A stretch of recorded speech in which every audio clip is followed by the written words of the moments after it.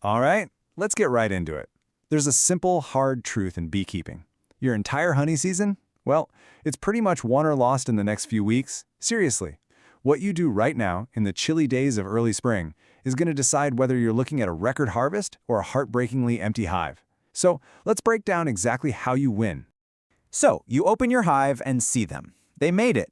Your colony got through the winter. And it is so easy to breathe a huge sigh of relief.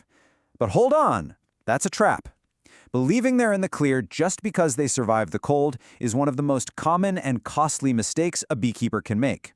The truth is, the most critical fight of the entire year, it's just getting started.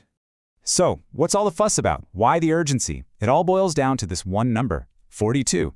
That's how many days it takes to get from a single egg to a full-fledged forager bee ready for the main honey flow. 42 days. That's a month and a half. The math here is ruthless, you know? The bees that are going to fill your honey supers, they have to be created now. The clock is officially ticking. Look, March isn't some gentle, lazy awakening for your bees. It's a brutal fight for survival. And honestly, it's the moment of truth for you as a beekeeper. You've got to fight and win on two critical fronts at the same time. If you get this right, you'll be stacking honey boxes higher than you thought possible. But if you get it wrong, well, you'll be staring at empty, abandoned frames. Okay, let's gear up and tackle that first front. We're talking about Varroa destructor, the silent enemy that is, I guarantee you, lurking in your hives right this very second. And please, don't be fooled. That small mite population you might see in early spring, it is dangerously deceptive. To really get the threat here, you have to understand how Varroa operates. See, those mites, they've been hiding out all winter, riding on your adult bees, just waiting. The second that first little patch of brood gets capped, female mites dive into those cells to reproduce. And that, my friends, triggers a biological time bomb. And it gets worse, because Varroa isn't just weakening bees directly, it's a dirty needle, injecting devastating viruses like deformed wing virus. A bee infected with that will never be a productive forager, and that's just a dead end for your honey production. This is where we stop talking biology and start talking intelligence gathering. You wouldn't go into a fight blind, right? Well, before you even think about treatment, you need accurate data. You have to know your enemy. A winning strategy has to be built on real numbers, not guesswork. So, let's bust a common myth right away. A lot of beekeepers think a screened or mesh bottom board is a form of treatment. And look, the science is clear, it's not. Not enough mites actually fall through to make a real dent in the population. But, and this is a big but, as a diagnostic tool, it's priceless. Just slide a sticky board underneath for 24, maybe 72 hours, pull it out, and count the mites that have naturally fallen. This gives you a really clear, super simple reading of your hive's infestation level. Now, if you want even more precision, something you can do right there in your bee yard, the sugar shake test is your absolute go-to method. It's so simple. You just get a sample of about 300 bees, gently, into a jar with a mesh lid. Add a couple tablespoons of powdered sugar and shake. The fine sugar gets all over the mites and makes them lose their grip on the bees. Then, you just shake the sugar and the mites out onto a white plate and count them.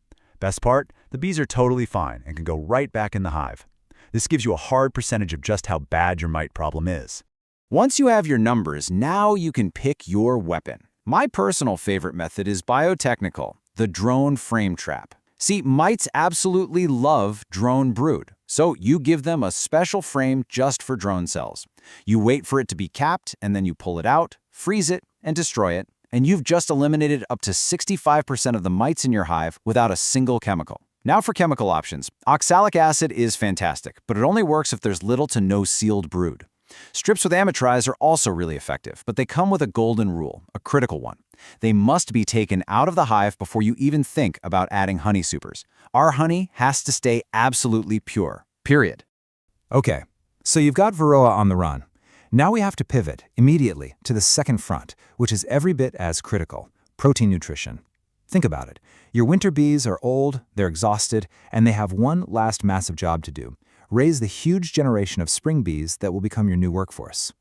Let's just look at the raw biology here, because it's so important. The rule is simple, and it is totally unforgiving. To create 1 kilogram of new bees, that colony has to find and eat 2 kilograms of pollen. Why? Because that magical stuff, royal jelly, the superfood that grows larvae at an insane rate, it's made almost entirely of protein from pollen. No pollen, no royal jelly. No royal jelly, no new bees. It is that direct.